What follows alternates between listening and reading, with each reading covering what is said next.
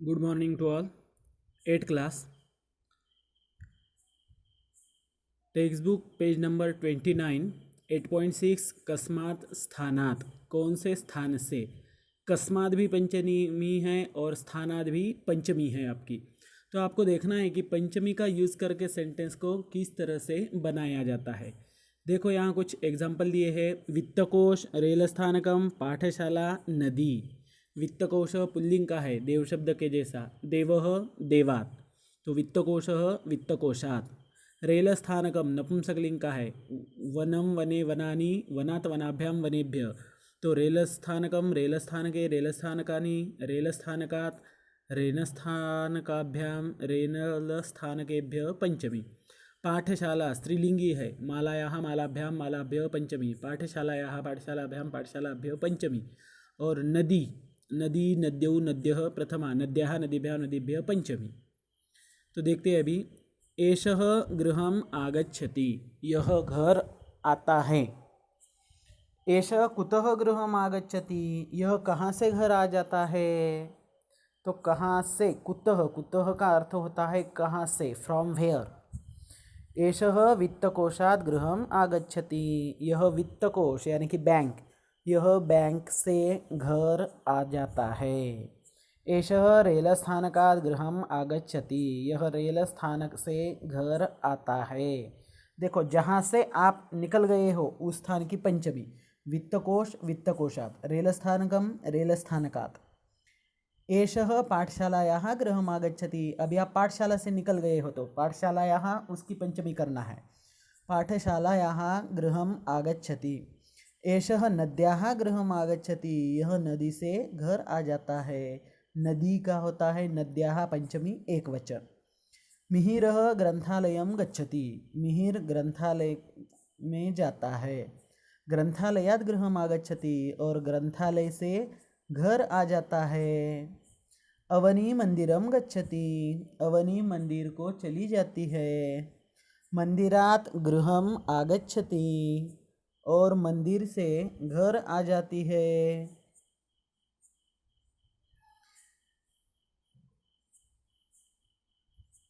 Next, महिला वाटिकाम गच्छति, महिला जो है वाटिका, वाटिका यानी कि गार्डन, गार्डन को चली जाती है।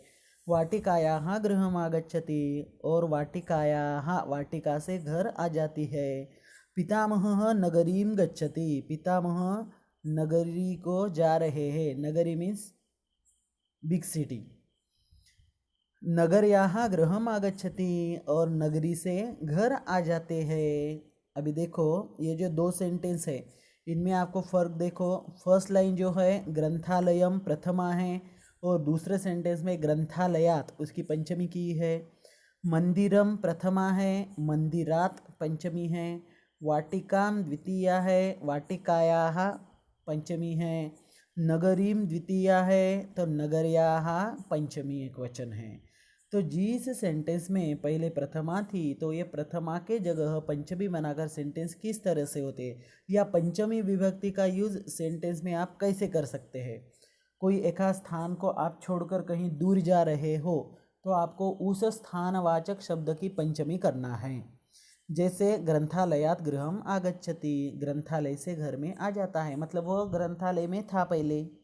जैसे अभी मैं पहले ही घर में हूँ, मैं घर से बाहर जा रहा हूँ, तो हो जाएगा गृहात् बहिः गच्छति, घर से बाहर जाता है। तो जो कोई चीज़ आप छोड़कर उससे दूर जा रहे हो तो उसकी आपको पंचमी करना है। जिस चीज़ को छोड़कर आप जा रहे हो उस चीज़ की आपको पंचमी करना है। देखो कृति ही शिक्षकः शब्दं वदति, शिक्षक जो है वह शब्द बताता है। छात्राः शब्दरूपं वदन्ति, और बच्चे जो है वह शब्दरूप बोलते हैं। यथा ग्रंथालयः ग्रंथालयात्, तो ग्रंथालय ग्रंथालयात्। उद्यानम उद्यानात्, उद्यानम उद्यानात्। तो पाठशाला, पाठशाला स्त्रीलिंगी है, माला शब्द के जैसा। पाठशाला पाठशालायाः।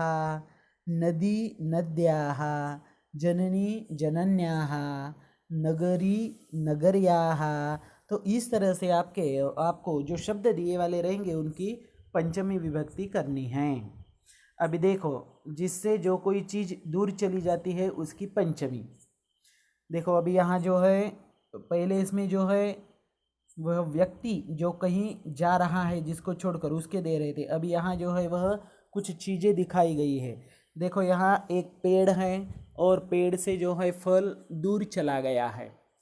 इसका मतलब पहले पेड़ और फल एक थे। हाँ तो सही है ना, एक तो रहते ही हैं, क्योंकि फल जो है वह पेड़ की जो ब्रांचेस होती हैं इस उस ब्रांचेस को आता है। तो मतलब पहले एक ही है और वही बड़ा होता है। पहले वह दोनों एक ही मतलब एक अवयव रहते हैं, और कुछ दिनों के बाद क्या होता है कि फल उससे टूट कर चला जाता है। तो फल दूर चला जाता है या पेड़ दूर चला जाता है? डेफिनेटली आंसर देंगे आपकी सर, फल दूर चला जाता है, फल नीचे गिर जाता है, पेड़ तो वहीं का वहीं है। तो सही है। तो कौन किससे दूर गया? तो फल दूर गया पेड़ से। तो इसके कारण जिससे दूर गया उस शब्द की आपको पंचमी विभक्ति करना है। तो देखिए, वृक्षाद फलम पतति, वृक्ष से फल गिर गया। जिस स्थान को छोड़ गया, पहले पेड़ को तो वह अच्छी तरह से लगा हुआ था, अभी उससे दूर चला गया तो वृक्षात। आकाशात जलम पतति, आसमान से पानी गिर रहा है।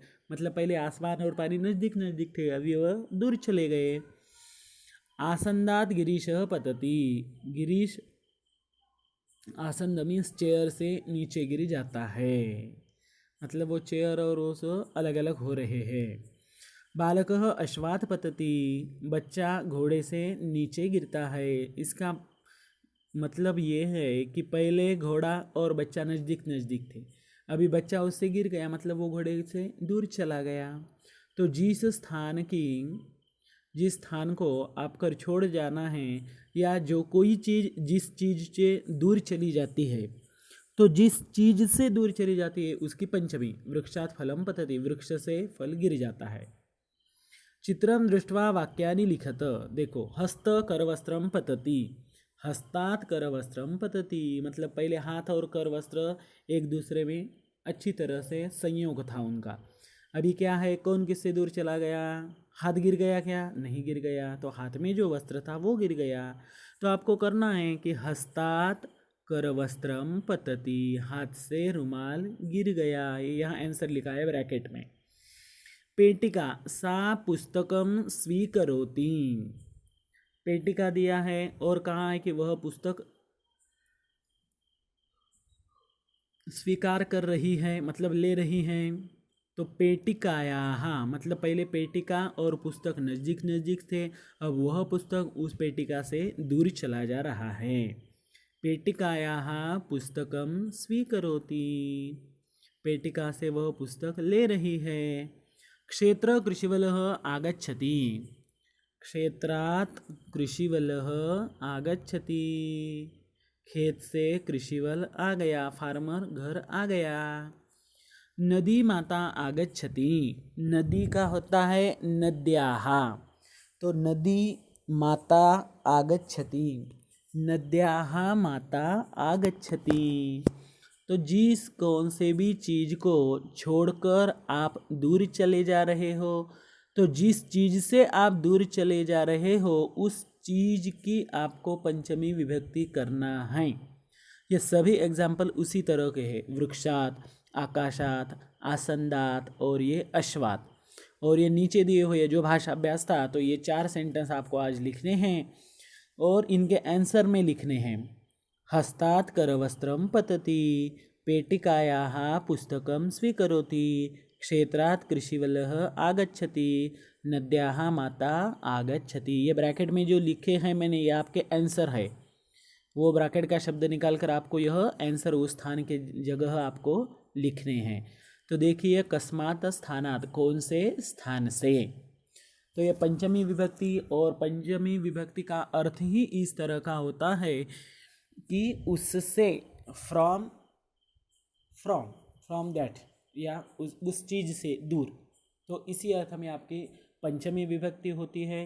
तो आप सभी को एक ये है, हमारा जो 8 लेसन है, तो उसमें आपको विभक्तियाँ ही बहुत ज़्यादा दी हुई है यहाँ, और हर एक विभक्ति के ऊपर आपको एक पॉइंट दिया हुआ है, 8.1, 8.2। तो ये इसी के लिए दिया है कि ताकि आपका जो है वह अभ्यास जो है वह अच्छी तरह से बढ़े और आपको विभक्ति के अर्थ का ज्ञान हो जाए अच्छा सा। तो कस्मात स्थानात यहाँ जो है वह आपकी पंचमी विभक्ति थी और पंचमी विभक्ति का अभी आपको जो है बहुत ही अच्छी तरह से समझ में आया होगा कि पंचमी विभक्ति का वाक्य में प्रयोग किस तरह से करते हैं और ये इसके बाद आपको भी करना पड़ेगा। तो देखिए, पढ़िए इस लेसन को। अगर आपके कुछ डाउट है तो आप मुझे डायरेक्टली कॉल करें। और इससे पहले भी पढ़ाई वाली जो कोई 8.1, 8.2, 8.3, 8.4 और 8.5 है, तो ये सब के सब जो है आप अच्छी तरह से पढ़ें। थैंक्स, धन्यवाद।